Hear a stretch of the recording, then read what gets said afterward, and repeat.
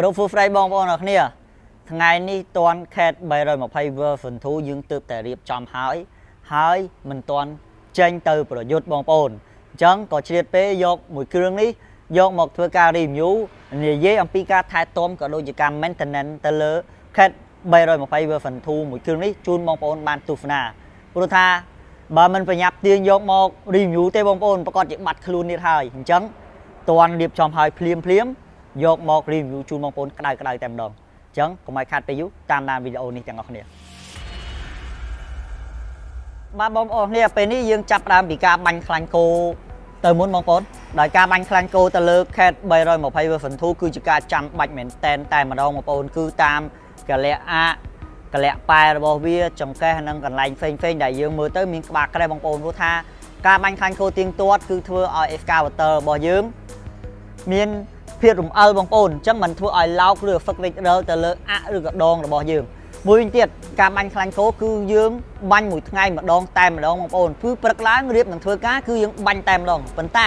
លក្ខណៈឯករបស់បងប្អូនមិនសូវជាប្រើការបងប្អូនដូចជាមួយថ្ងៃប្រើតែ3ម៉ោងឬក៏4ម៉ោងអញ្ចឹងបងប្អូនអាចគម្លាតថ្ងៃបន្តិចទៅបងប្អូន2ថ្ងៃចាំបាញ់ខ្លាញ់គោម្ដងប៉ុន្តែបើជាលក្ខណៈបងប្អូនប្រើពេញម៉ោងតែម្ដងអញ្ចឹងវាទាមទារឲ្យបងប្អូនពេលព្រឹកឡើងមុននឹងចូលធ្វើការគឺបាញ់ខ្លាញ់គោបងប្អូនអូភ្លេចប្រាប់បងប្អូនស្នប់បាញ់ខ្លាញ់ក៏មានលក់នៅក្នុង CFK Spare Part ដូចគ្នាបងប្អូនអាចតំណាក់តំណងមកទិញបានធានាគុណភាពល្អទប់នឹងសម្ពាធខ្ពស់តម្លៃសមរម្យនិងងាយស្រួលប្រើប្រាស់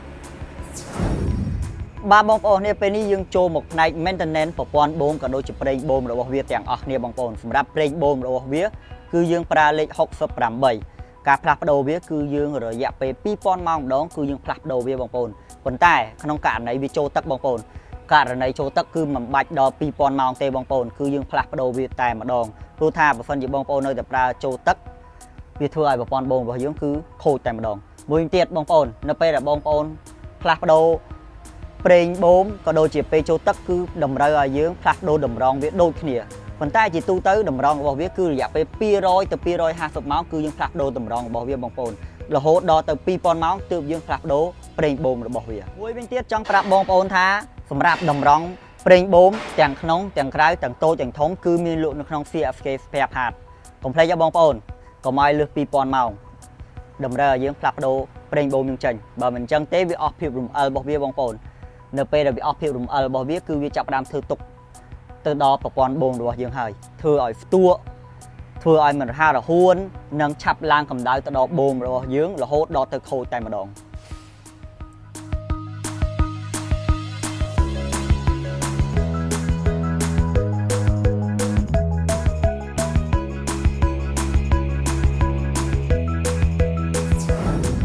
បាទបងប្អូនគ្នាពេលនេះយើងត្រឡប់មកមើលផ្នែក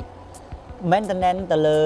ប្រេងត្រាំប្រញុងឬអកម្មកាយខាងក្រោមនេះបងប្អូនដោយវាជាប្រភេទប្រេងលេខ9បងប្អូនដោយការ recommend របស់អ្នកជំនាញគាត់បាននិយាយថាជារៀងរាល់1000ម៉ោងបងប្អូនទៅទូតពិនិត្យម្ដងយើងទូតពិនិត្យតាមនេះបងប្អូនបើថាវាមានការខ្វះខាតគឺយើងថែមវាបងប្អូនប៉ុន្តែរាប់2000ម៉ោងម្ដងបងប្អូនគឺបងប្អូនត្រូវផ្លាស់ប្ដូរវាចេញហើយបើការផ្លាស់ប្ដូរគឺយើងមូលខាងក្រោមនេះចេញបងប្អូនហើយតមកយើងមូលផ្ចិតវិញទៅយើងបញ្ចូលប្រេងគឺតាមនេះបងប្អូនហើយម៉ាក់គេរបស់វាគឺត្រឹមប៉ុណ្្នឹងទេបងប្អូនមិនបាច់ឲ្យហៀទេដើម្បីជួយទៅចិញ្ចឹមកម្មកាយក៏ដូចជាផ្នែកខាងក្នុងនេះកុំឲ្យមានការហ្វឹករិចរិលកកិតគ្នាខ្លាំងបងប្អូនអញ្ចឹងការថែទាំទៅលើផ្នែកប្រព័ន្ធជើងក្រោមនេះក៏ដូចជាផ្នែកប្រេងត្រាំនេះគឺមានសារៈប្រយោជន៍ក្នុងការជួយថែរក្សាក៏ដូចជាការពារផ្នែកខាងក្នុងនេះឲ្យបងប្អូនប្រើប្រាស់បានយូរអង្វែងបាទបងប្អូននេះពេលនេះយើងចូលមកផ្នែកចង្កេះរបស់វាវិញបងប្អូនដោយយើងមើលទៅឃើញដុំចង្កេះរបស់វាបងប្អូនដុំចង្កេះរបស់វាក៏ជាប្រភេទប្រេងត្រាំដូចគ្នាបងប្អូនអាចដកម៉ាក់គេមើលបានដោយយើងអាចដឹងថាចូលទឹកឬក៏មិនចូលទឹកគឺយើងអាចមើលតាមរយៈម៉ាក់គេហ្នឹងបងប្អូនមួយទៀតបើសិនជាបងប្អូនឃើញពេលយើងកាប់ទៅវាហៀតាមចង្កេះនេះបងប្អូនក៏ក្លេកក៏ខ្លាក់អញ្ចឹងមានន័យថាប្រព័ន្ធដុំវើចង្កេះរបស់បងប្អូនគឺលេចហ្វៀរបស់វាហើយបងប្អូនអញ្ចឹងបងប្អូនអាចធ្វើការផ្លាស់ប្ដូរវាមួយទៀតសម្រាប់ប្រេងត្រាំទៅលើប្រព័ន្ធចង្កេះហ្នឹងគឺយើងផ្លាស់ប្ដូរវាជារៀងរាល់2000ម៉ោងម្ដងដូចគ្នាបងប្អូនបើមិនជាបងប្អូនមិនផ្លាស់ប្ដូរទេនៅតែប្រើបានដូចគ្នាបងប្អូនប៉ុន្តែ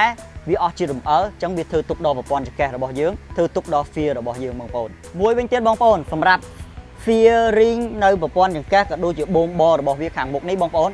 ក៏ CFK spare part មានលក់ដូចគ្នាបងប្អូនអាចកំងទិញបាននៅពេលបងប្អូនមានបញ្ហាលេចជ្រាបឬក៏ចង់ផ្លាស់ប្ដូរបងប្អូនអាចតាក់ទងទៅ CFK spare part ពួកយើងនឹងធ្វើការដាក់ដឹកជញ្ជូនជូនបងប្អូនឬក៏ផ្ញើជូនបងប្អូននៅតាមបណ្ដាខេត្ត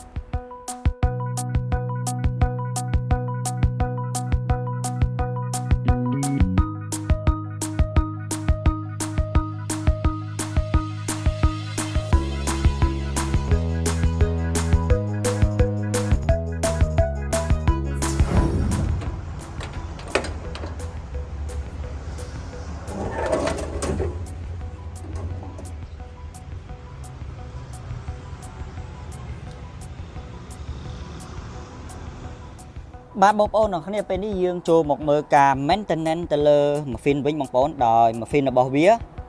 មាន market របស់វាបងប្អូនអញ្ចឹងបងប្អូននៅពេលដែលបងប្អូនដាក់បងប្អូនមើលតាម market របស់វាមាន low and high បងប្អូនដាក់ត្រឹមតែចិត្តគំនូសរបស់វានេះទៅគឺវាត្រឹមត្រូវហើយបងប្អូនមួយទៀតសម្រាប់ប្រេង machine ដែលយើងផ្លាស់ប្ដូរទៅលើ machine ដែលមានទឹកបូដូច 320 V2 បែបនេះគឺយើងប្រើលេខ15 file បងប្អូនមួយទៀតការផ្លាស់ប្ដូរគឺយើងផ្លាស់ប្ដូរជារៀងរាល់250ម៉ោងម្ដងបងប្អូននៅពេលដែលបងប្អូនផ្លាស់ប្ដូរ ប្រេងម៉ាស៊ីនកុំភ្លេចផ្លាស់ប្ដូរទាំងតម្រង់របស់វានិងតម្រង់ប្រេងមួយហ្វុតផងសម្រាប់ធុងទឹកបងប្អូនអាចដឹងហើយធុងទឹកក៏យើងអាចទូតនិតបានដែរបងប្អូនប៉ុន្តែមិនមែនទូតនិតពេលក្តៅទេបងប្អូនយើងទូតនិតទៅពេលម៉ាស៊ីនត្រជាក់តើវាមានទឹកគ្រប់គ្រាន់ក៏ដូចជាទឹកវានៅខៀវអត់បងប្អូនព្រោះថាធុងទឹកគឺតម្រូវឲ្យវាមានថ្នាំដើម្បីជំនួយបងប្អូនបើមិនជាបងប្អូនអត់មានដាក់ថ្នាំជំនួយទេគឺវាធ្វើឲ្យធុងទឹករបស់បងប្អូននោះឆាប់ឡើងកំណឆាប់ឡើងច្រេះក៏ដូចជាបញ្ហាផ្សេងៗបងប្អូនភ្លេចនិយាយមួយទៀតបងប្អូនសម្រាប់ CFK Cambodia របស់យើងផ្នែក CFK spare part ក៏មានលក់ទឹកសម្រាប់ដាក់ធុងទឹកដែរបងប្អូនគឺថាគឺជាគុណភាពមកពីជប៉ុនចំតែម្ដងហើយដាក់ទៅគឺវាជួយបូតភាពត្រជាក់ដល់ធុងទឹករបស់បងប្អូននិងជំនួយដល់ម៉ាស៊ីនរបស់បងប្អូនមួយទៀតជួយបំបត្តិការច្រេះក៏ដូចជាកំណក់កំបោរផ្សេងៗដែលប៉ះពាល់ដល់ធុងទឹករបស់បងប្អូនអញ្ចឹងបើបងប្អូនចង់រកទឹកសម្រាប់ដាក់ធុងទឹករបស់គ្រឿងចក្រកុំភ្លេចតាក់ទងមក CFK spare part ដែលមានស័យដ្ឋានក៏ដូចជាលេខទូរស័ព្ទនៅខាងក្រោមធានាជូនបងប្អូនទឹកដាក់ធុងទឹកគឺមកពីជប៉ុនចំគុណភាពល្អនិងតម្លៃសមរម្យសូមអរគុណបងប្អូនអ្នកគ្នាបានតាមដានវីដេអូមួយនេះបើមិនជាបងប្អូនមានចម្ងល់ក៏ដូចជាក្នុងវីដេអូនេះបងប្អូនចង់មានមតិអ្វីបន្ថែមទៅលើការ maintenance ក៏ដូចជាការថែរក្សាទៅលើ CAT 320 Version 2មួយនេះបងប្អូនអាច comment នៅខាងក្រោមបានមួយវិញទៀតបើមិនជាខ្ញុំមានការខុសឆ្គងអ្វីត្រង់ណាក៏ដូចជានិយាយទៅវាមិនសូវបានពិស្ដារក៏ដូចជាខុសកន្លែងណាក៏បងប្អូនអាចជួយណែនាំបងប្អូននៅក្នុង comment ខាងក្រោមបានដូចគ្នាមួយវិញទៀតសម្រាប់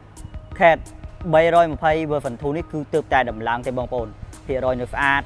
និងបងប្អូនអាចយកទៅប្រើប្រាស់បង្កើតអាជីវកម្មបានជាចុងក្រោយសូមអរគុណសូមជម្រាបលាជួបគ្នានៅវីដេអូក្រោយ